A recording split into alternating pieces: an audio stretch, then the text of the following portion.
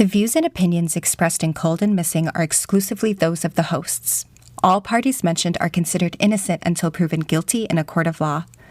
Cold and Missing also contains adult themes and languages and is intended for a mature audience. Listener discretion is advised. Hello, everyone, and welcome back. This is our third episode, and thank you so much for joining us, for listening in.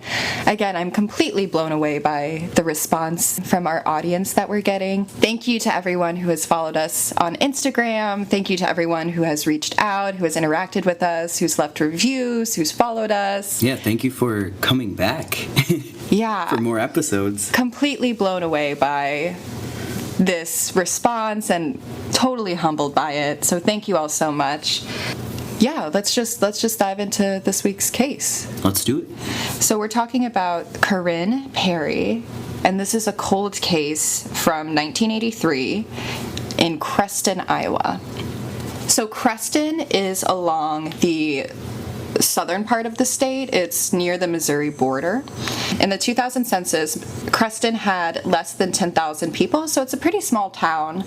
If you think of 10,000 people, that's smaller than a lot of college campuses, so pretty small. And according to the FBI, a person has a 1 in 36 chance of becoming a victim of either violent crimes or property crimes in Creston, Iowa. So it's kind of a rough spot of Iowa, it seems like. It has a higher crime rate than the rest of the state. Did you say property crime?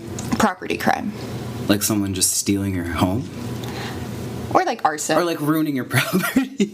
Yeah, more along ruining your property. I think the only way they could steal it is if it had wheels. Sometimes they do. Sometimes they do. Yeah. But I think those are the only homes that are prime for stealing. Yeah, you can't just yoink a home. You know what, though? Some log cabins, though, they, like, yank up and move around, so... I know, and, like, double wides. Yeah, so, you know what? You can steal a home. You can yoink a home. You can yoink a home. All right, so Corinne Perry... She was born August 28th, 1965, at an air base in Libya where her father was stationed in the Air Force at the time. Her parents are Don Perry and Barbara Perry. At the time that she goes missing, her parents are divorced, and she lives with her mother in Creston, but her father is close by in Kent, Iowa, so he's not too far. Kent is a nearby town of Creston. Don and Barbara Perry, they have 4 daughters together, and this is a very blue-collar family. So Don, the dad, he works at the county water system, as he does service there, and Barbara, the mother, she's a home health aide for the elderly. April of 1983, Corinne is just 1 month shy of her high school graduation, and at her high school, she loves acting. She was part of a lot of the shows at Creston High School. She was also part of the mime troupe that the high school still had at that time. A thespian, you say? A thespian, yes. She was an actor. She had recently just won a scholarship. Wait, is this Cold or Missing? This is Cold. No. So she had just received a scholarship to Simpson's College in Indianola, Iowa, where she planned to double major in acting and psychology. I know we both know that person who has double majored in actor and psychology. You and me. Yeah. I know I went into college being like, maybe I'll double major in psychology. So let me get to the depths of myself to where I'm no longer a human being. Totally. So at the time she went missing, her speech and drama teacher said this, quote, "At first, most people didn't know what to think, but they're beginning to take it seriously. Corinne was very excited about the scholarship. There have been a lot of positive things happen to her at school. She's had an excellent year in winning speech and acting awards." And she actually won the scholarship by doing a monologue from Veronica's Room. Are you familiar with this play? Most likely. So it was written by Ira Levine, best known for writing Rosemary's Baby. So it's a dark play. Hell yeah. Oh, I love Rosemary's Baby. In the play, a woman is lured to a home where she's held against her will and ultimately murdered. So that's the monologue that she did. And it's really like a crazy play. Like I was reading a quick synopsis of it, and it's like this main character, she looks like somebody that the family had lost, like a sister or something like that. So they like trap her in to like kind of relive this thing, and then they all murder her. I don't know. It was like a very dark play, though. Oh, that sounds like the movie Mother with Jennifer Lawrence. Oh, but that's like a whole... You're describing that movie right now. Well, there's also like an incest factor in the play, so maybe this is based off of that then. Like, this play is weird. Corinne is described by her classmates as intelligent, tall, striking, and someone who chose her friends carefully, which I thought was such an interesting way to describe somebody. Like, someone who chooses their friends carefully. Like, that's somebody who is, like, careful and cautious, you know? And Well, and at 17 or 18, I think that's very interesting to say about someone of that age. yeah. I wasn't conscious of shit. No. I was like, yeah, you want my MySpace? Have it. Here you go. We're friends now. At the time she disappeared, she was 5'7" with strawberry blonde hair, gray eyes, a fair complexion, and weighing 115 pounds. So she is little. She's very small. Probably pretty strong, though. Probably strong. Totally. Her last known whereabouts, Sunday, April 17th, 1983. So again, this is just a month shy of her graduation. Corinne took the car that she shared with her mother at around 6:10 at night to head to the Highlander laundromat. And the Highlander laundromat is on Highway 34 in Creston, and it's near like a lot of motels. So this is like a highway that runs from the suburbs of Chicago to Colorado, so it's a pretty long highway. It runs right through Creston. 3 witnesses are at the laundromat and later are interviewed, so we know she gets to the laundromat, we know she's there, and we know she's washing her clothes. Corinne was drying her clothes, and so according to witnesses and newspaper reports, this laundromat, like typically when I think of a laundromat, it's like all the washers are in one place and like the dryers are usually up against the wall, right? Yeah. But for this laundromat, the dryers were in a separate room from the washers, and a man was in the dryer room as well. This man has never been interviewed by police, and police really want to talk to this man. He's described as early to mid-20s, 6 foot tall, medium-length brown hair, clean-shaven, aviator-style glasses with light frames, like light-colored frames, and he was wearing a tan jacket at the time. So Corinne leaves the laundromat at around 8:30. The man puts his clothes in a cardboard box and leaves right after Corinne. Witnesses don't remember the 2 of them talking or interacting at all. So those 3 other witnesses, there was like a man and a woman, like a married couple there washing their clothes. And they never specify the 3rd person, but I would assume it's kind of the attendant that works there. Yeah, maybe. That's who I would assume And it is. well, maybe because it's the 80s, there's no cameras. Right. So witnesses don't remember the 2 of them talking. Police want to talk to this man, but he's never tracked down. And this is the last time that Corinne is seen alive, is her walking out of the laundromat with this man walking out right behind her. Her mother, Barbara, begins to worry when Corinne doesn't come home.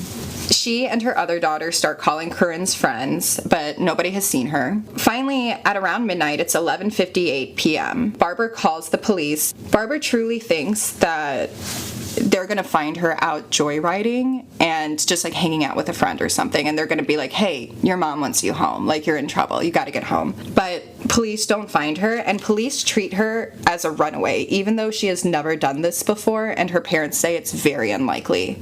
At 11:30 p.m., the same night that Corinne disappears, her purse is found by a runaway? I'm sorry, I just like need to go back to why. What she had plans after school, like after graduation? Yeah, like I said, like she had won the scholarship, she had been writing a lot of words. So what she was running away from? Exactly. Her, like, being very successful in her life? Yeah, it doesn't make a lot of sense. No. And she was very excited to graduate, which was happening in a month. Like, she was about to walk, you know? Yeah, did she have a partner or anything? It's not mentioned at the time if she had a boyfriend, if she was seeing anybody. So the cops were just like, oh, run away. We have decided that. Yeah, so they treat it like a runaway initially. So at 11:30 p.m., the night that Corinne disappears, her purse is found by a man sitting on a highway bridge over the West Platte River. but it'll take a week and a half for the man to turn it into police. So we'll come back to the purse, but her purse is found the night that she goes missing. Okay, so Monday, April 18th, 1983. So this is the next day after Corinne goes missing, but we're still kind of working through the night here. So just after midnight, her car is found at the laundromat. So it's still at the laundromat where she was last seen. And presumably she made it to her car because her clothes are folded neatly on the front seat. So the clothes that she had just washed are in the car, in the front seat. And even though despite this clue, the police will continue to treat it as a runaway at this point. So she doesn't have a car, she doesn't have her clothes, and she doesn't have her purse, but the police don't know this yet. On Monday, April 25th, 1983, so this is over a week after she's been missing, police assumed she would show up or call her family or something. There's been no word from Corinne. And police acknowledge that young folks who run away are usually heard from within a week. And so the police decide to run her name and picture in the paper asking if anybody has seen anything. On Wednesday, April 27th, 1983, late that night, while her father is falling asleep, her father Don, he gets a phone call from a young woman who said, "Corinne's 9 miles north of Oscala," and immediately hangs up. Don thinks that it could have been Corinne who was calling but wasn't sure. The caller had a hard time pronouncing her R's, which is something that Corinne had trouble with as a child. I don't think this is Corinne, and yeah, I don't think this was Corinne. She's been doing speech and drama. Like, I'm sure she has worked that speech impediment out of like having trouble pronouncing her R's, you know, if she's winning speech competitions. Like in the 1980s, they were very ableist, so if you had a speech impediment, they were going to be like, no, you lost. It's sad, but it may have just been like a really hopeful thought on her dad's part, you know, or just like hoping that that was the last time I heard from her. Totally. Like that would, you know, I don't really know what goes on in people's minds with that type of loss. Yeah. You know, so. Totally. I would imagine anything is a sign. And if you're asleep. Police search the area indicated by the woman, but they find nothing. And so later on, it's not specified when this other phone call comes, but Don gets another phone call that's left on his answering machine. And the voice is difficult to understand due to static, and the caller is whispering. And all the caller is saying is, "It's not easy, it's not easy," over and over again. Don was spooked by this call. Like, he said this one scared him. But no... It scared the Don? It scared Don, Mr. Don Perry. But no real answers on who made these calls, if they were just, like, horrible pranks. I don't know. On Thursday, April 28th, the person who found Corinne's purse comes forward and hands it over to police. And he comes forward because he read about it in the paper. So this is why it takes him a week and a half, roughly, to give the purse over to the police. Because the police were treating it as a runaway, and he had no idea this purse he found was from a missing teenager. The purse is found about 7 miles away from the laundromat between Kent, Iowa and Lenox, Iowa. So this is like on the way out of town. And even though it's going towards Kent, Iowa, which is where her father lived at that time, there was no reason for her to be going over there that evening or to be headed in that direction at all. And again, the car that she was driving was found at the laundromat. So she would have had to have gotten in a car with somebody to get that far away or walk that far. Police and family believe that the purse was placed as opposed to thrown from a car because fragile items in the purse were not broken. The purse was found like on a highway bridge, essentially, like going over a river. Inside of her purse were glasses and makeup, and these are the fragile items that were not broken at all. So none of her makeup was busted or broken, which I'm thinking about like 80s makeup and like compacts, you know, that like shattered so easily. And her glasses. So those are the fragile items. Those weren't broken. Those were safe in her purse. Her driver's license was there. A phone card was there. And the only thing missing from her purse are photos of her friends, which according to her family, she treasured her photos of her friends. And those were the only thing missing from her purse. I wonder if, she was abducted, if she somehow, like, if the window was rolled down, she dropped it as, like, a, come find me. As, like, a marker. Sometimes people do that. Yeah. They'll leave, like, a shirt behind or some sort of item in hopes of leaving a clue if someone comes looking. Well, the only thing that makes them think that it was like somebody stopped and placed it there as opposed to just drop it from a moving car. Well, it would have been thrown off the bridge. Or if it was like just being discarded. So I agree with you. I think it was placed, but I just don't necessarily think it was placed by just the abductor. I think it's possible that it was her too. It could be. Because I know how this story ends. Oh, yeah. Damn it. Look at me playing detective and you already know. Yeah, I'm like... But that's pretty smart of me. Yeah. I think it was placed there by whoever abducted Corinne. Okay. Well, so. Yes. Now, with her glasses being in her purse, her family says that she could not function without her glasses. Her mother says she would have a splitting headache within 30 minutes if she didn't wear them or her contacts, and she did not have her contacts. She only had her glasses at this time. So, after finding her glasses, police then suspect foul play, and that evening they request the help of the DCI to investigate, and that's the Division of Criminal Investigation for the state of Iowa. So as soon as they find her glasses, her family's like, she can't function without her glasses, she can't see without her glasses, and she's going to have a migraine in 30 minutes if she's not wearing them. They're like, oh, well, maybe she's not a runaway. She'd probably take her glasses with her if she was a runaway. So now they are suspecting foul play, and they call in the DCI. That Friday, the DCI officially joins the investigation. Could you clarify what the DCI stands for? Yeah, the Division of Criminal Investigation for the state of Iowa. Thank you. Yes. On Tuesday, May 3rd, police run the story in the paper hoping to generate new tips and leads. But at this time, they're very honest and they say they have no leads, but they're still trying to find the man who left after her. And at this point in the papers, they're treating him as a potential witness and not a suspect. So they're saying he's not a suspect, like we just want to talk to him. We just want to talk to him in hopes that he'll come forward. On Sunday, May 15th, 1983, the Creston police chief is quoted in the paper as saying, "In the 18 years I've been in police work, I've never had a case like this," end quote. Tuesday, May 10th, the family, along with Corinne's church, offers a $2,500 reward, but no leads. The next week, on May 15th, Barbara, Corinne's mother, is interviewed in the paper, and she's terrified for her daughter, and this is what she's quoted as saying. "I've continued to work. Those people need me too. They have been very thoughtful. I don't know what might happen. I really don't want to think of anything bad happening to her. They might harm her body, but they cannot touch her soul. That would be the worst thing that could happen to her," end quote. So I just feel so bad for Barbara that she's working while her daughter is missing. Something about that, and I know it happens to missing people every single day.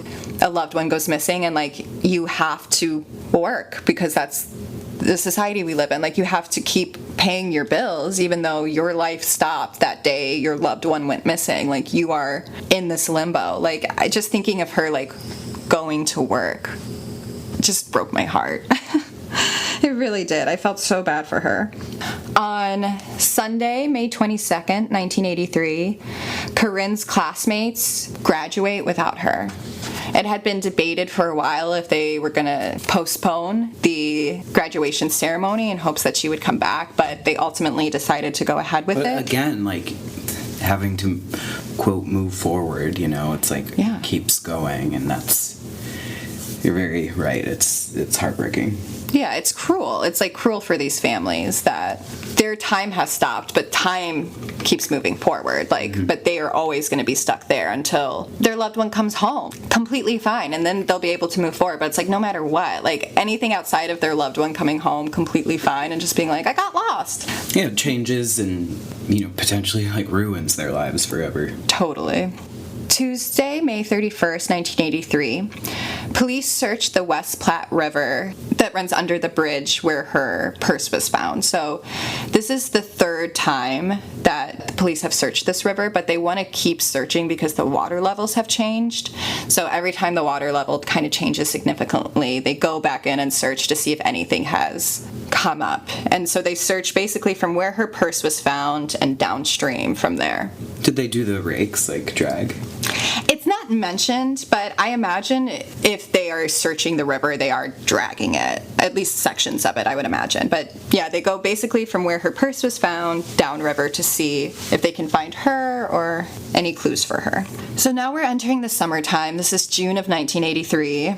Corinne's family, along with their church, start a nonprofit called Corinne Perry Support Group Incorporated. And this is to handle the donations, to pay for private eyes, to store the reward fund.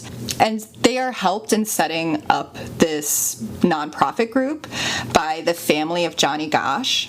A lot of our listeners may recognize that name. He's a very famous missing boy from Iowa as well. And he went missing September 5th, 1982. So this would have been 6 months roughly before Corinne disappeared. And he was delivering the newspaper when he was kidnapped. Is he from Creston? He's not from Creston, but he is close by. He's maybe an hour away in Iowa. And Johnny Gosch, his case will completely dominate the news. He becomes like the first kid on like the missing milk bottle. Like that's kind of how he is like famous. They were so well known. But then later as well, another paper boy from Iowa is going to be kidnapped as well. So they really dominate the news, and Corinne just doesn't get as much media attention because these two paper boys really dominate the news. But Johnny Gosch's family does assist Corinne's family in getting this set up. And Corinne's support group, they're headquartered at the church, and they have like a big bulletin board there with pictures of her, articles about her, and they also keep a vase of fake roses because just like the roses will never die, their hope will never die. And Barbara is quoted as, "Some weekends are horrible. That's when I try to keep very, very busy. If I stop, I end up crying on somebody's shoulder," end quote. And I'm like, girl, yeah, cry on somebody's shoulder. It's okay. So summer comes and goes, no real new leads, no sign of Corinne at all. In the fall of 1983, police are expecting an influx of hunters during the hunting season, so police post Corinne's info in motels, hoping that the hunters could keep an eye out in the woods for any sign of her. I think that's kind of a smart move because you know these people are going to be in the woods and off of trails and like in the woods for hours, so yeah, like... And that's usually how people are found. It's just like someone's walking their dog. Someone's went hunting. Yeah. So in February of 1984, so fall comes and goes, Christmas comes and goes, Corinne is still... Oh, that would have been her freshman year. Yeah, so she would have started her freshman year at Simpson College, but that comes and goes. So now we're into February of 1984. And police are giving an update on the case, and they said they have sent her photo to truck stops, hospitals, law enforcement, and to kind of tailor it specifically to Corinne, they also send her photo to summer and amateur theaters in case she ran off to start her acting career, as well as optometrist offices, because her family says her vision is so bad she would have to get glasses or contacts, and her only pair of glasses were found in the purse. So if she's still alive and out there, she would need to get glasses at some point. So they send it to optometrist offices as well.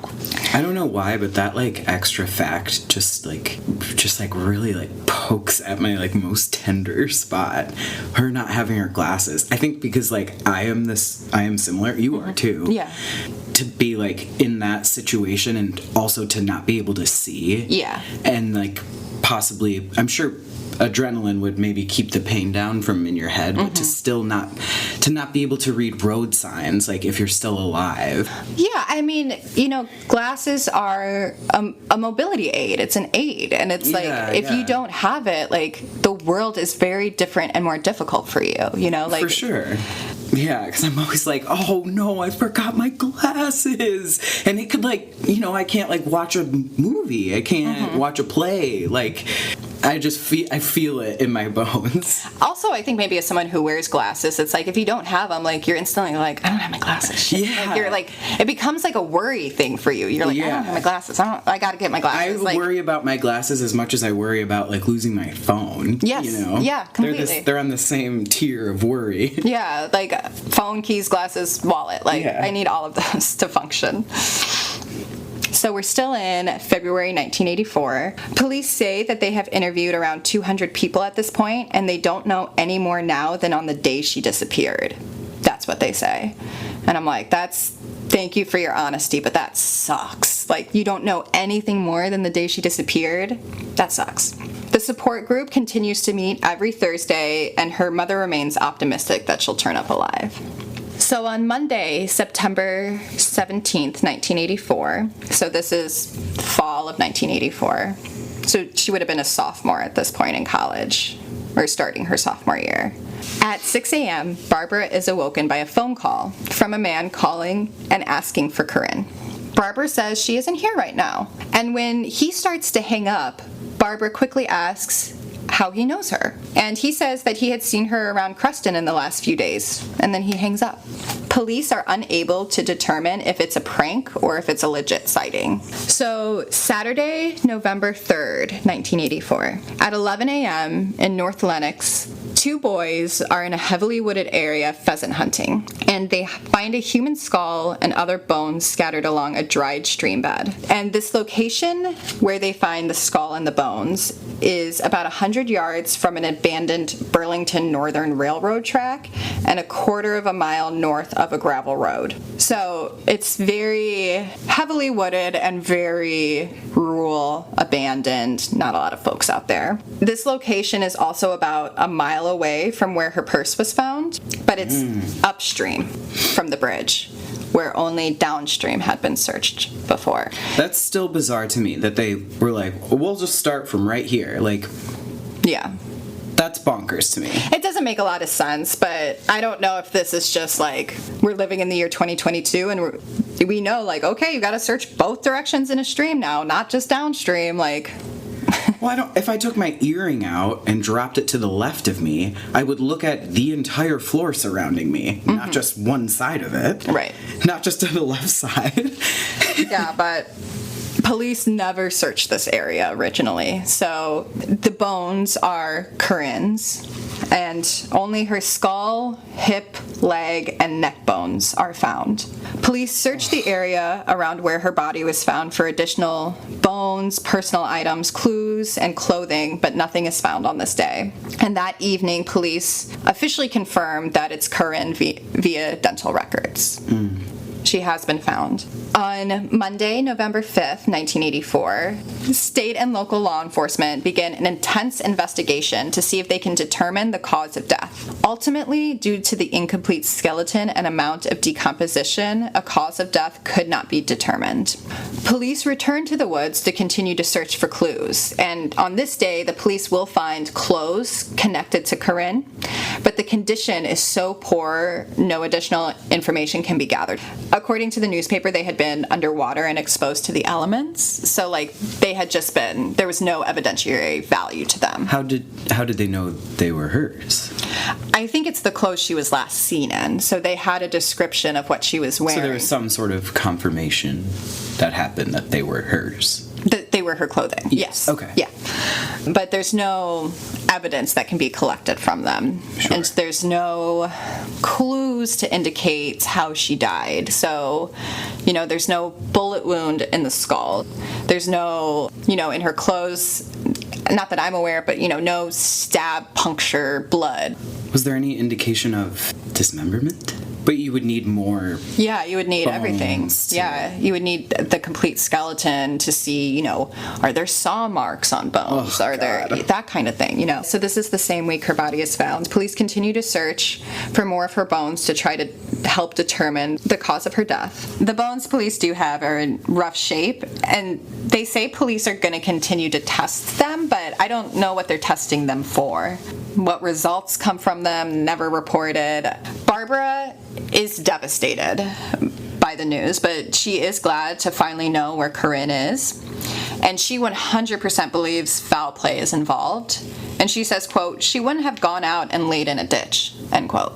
And then police say from the beginning they have considered the disappearance an abduction. But we know they're liars. This is a lie. They're saying this in the newspaper. Lies, lies, Liza Minnelli, more lies. Lies. Like, what's a Keeping Up with the Kardashian clip? Like, "You liar." Oh, yeah. Like, that's how I feel when I read this. I'm like, you are lying through your teeth. You did not. You did not. You talked about her being a runaway. Yeah. Like, you talked about it. You said, you acknowledged that, like, oh, usually we hear from runaways by now, so well, I guess we'll look into it a little bit more. Like, don't play the this lies game. you tell. Don't try to come at the end and say, well, we always considered it an abduction. Don't invite the devil into my home with your lies. Don't invite the devil into my podcast with your lies. It's Don't. a liar. A DCI agent, Sam Swain, is quoted as saying, "If we get any physical evidence that would indicate a cause of death, we'll consider ourselves lucky," end quote. So they do not know how she died. There's not enough bones to figure that out, and the bones they do have give no indication of how she died. After her body is found, her high school starts a drama scholarship in her memory. And then, truly, that's the last we really hear about Corinne. In 2009, the DCI establishes a cold case unit, and Corinne's case is assigned to the unit. But other than that, no arrests have ever been made. No suspects have ever been named. And her parents, Don and Barbara, her dad, I believe, passed away in 2001, and Barbara passed away in 2017, I believe.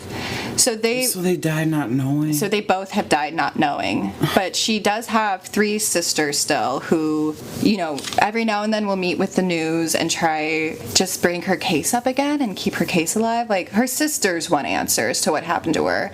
Her sisters has a daughter that apparently is like a spitting image of Corinne and looks just like her. So the family does like... Did she get the ginger hair? Yeah, like she has a daughter that she says is like a spitting image of Corinne's, and she is quoted as saying, like, "I get to see my little sister all the time now." And I think, yeah, like that's really sweet. That's really sweet, yeah. But like she still wants answers. She still wants to know what happened to her sister. Personally, I think that the man that followed her out holds the key to everything. Yeah, like... Even if he didn't do it, he saw something, because her car did not leave the laundromat. My brain is thinking that, and the big thing that's the yelling from the back of my mind is that big highway that runs from Chicago to Colorado, through there's gotta be randos who fly through little towns like that, and where they're just able to. Yeah, and the laundromat was near a bunch of roadside motels, so there is a possibility that it was somebody passing through that maybe saw this girl in the laundromat and was just waiting for her. And I'm assuming maybe it was that guy who maybe he's the guy in the laundromat? Yeah. Yeah, he holds the key, whatever it is. He had to have, if he did not do it himself, if he did not cause Corinne to disappear. He was the only one out there within 5 minutes of... Right. And if her car never leaves that laundromat, she had to have gotten into a car with somebody. So if he did not do it, that man... I don't think she got into a car. Yeah. But willingly, I assume. She would have needed a car, though. Yeah. So that man, if it was not him that did it, he could have seen a car pull in. He could have seen a car pull out. He could have seen somebody speeding by. He could have seen something. But at this point, unless he was somebody just passing through town and has no reason to think about it again, with all this news, when she disappeared, when they finally started running her name in the paper and everything, you would think he would come forward and say, yeah, I saw her, I am that man. But maybe he is a traveler and was out the next day and didn't come back to Creston for a year. And at that time, the case had died down, and Johnny Gosch was still being Johnny Gosch was the big national case out of Iowa. Corinne never really left Iowa, Yeah. Looking at all the newspapers, they all come from Iowa. There was only one from Minnesota that covered her disappearance, but other than that, all the surrounding states, they didn't have anything. In the newspaper archives, maybe there is something that's just not listed online, but... So anyone who knows anything about Corinne Perry's disappearance in 1983 in Creston, Iowa, they are encouraged to call the DCI at 515-725-60110 or the Creston Police Department at 641-782-8402. And sources for today's podcast comes from NBC News, The Dispatch, the Des Moines Register, the Gazette of Cedar Rapids, Iowa, Sioux City Journal, and the Courier. But that's it. That's Corinne Perry. She is a cold case. She deserves some answers. Thank you all again for listening. Join us next week. If you are enjoying what you're listening, and if you have cases that you want covered, if you have a loved one that is missing or a cold case in your life that means a lot to you, please reach out to us. We'd love to cover those and put more eyes and ears on those stories. So you can email us at coldandmissing@gmail.com or message us on our Instagram, which is @coldandmissing. Please, if you are enjoying this, like and subscribe, tell your friends about it, share it. That's the ultimate goal. We want other people to hear this because somebody knows something somewhere and we just don't know who it is. So get it to everybody. And that's all. Have a great week, y'all. Have a lovely week.